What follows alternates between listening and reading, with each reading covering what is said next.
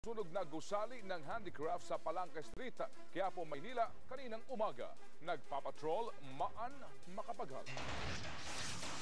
Makapal na usok ang sumalubong sa mga bumbero nang respondihan nila ang sunog sa Carlos Palangka, Quiapo kaninang alas 9 ng umaga.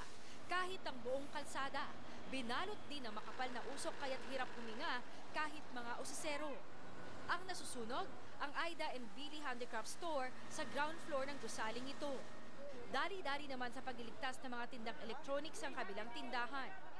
Sinasabi nagsimula ang sunog sa stockroom ng itinitindang handicrafts dito sa commercial building na ito. At ayon sa mga pamatay sunog, nahihirapan sila sa ngayon na maapula ang apoy.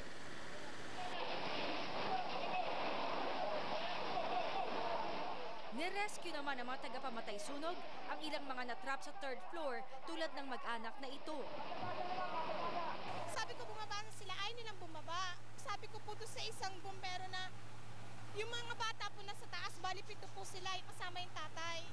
Wala namang nasaktan sa mga na-rescue bagamat hirap huminga ang ilan. Mahirap masyado, makapal ang usok, hindi kami makapinitrit doon sa ilalim. Mag-aalauna na nang maapula ang sunog. Tinatayang 1 milyong piso ang natupok ng apoy. Maan Makapagal, Patrol ng Pilipino.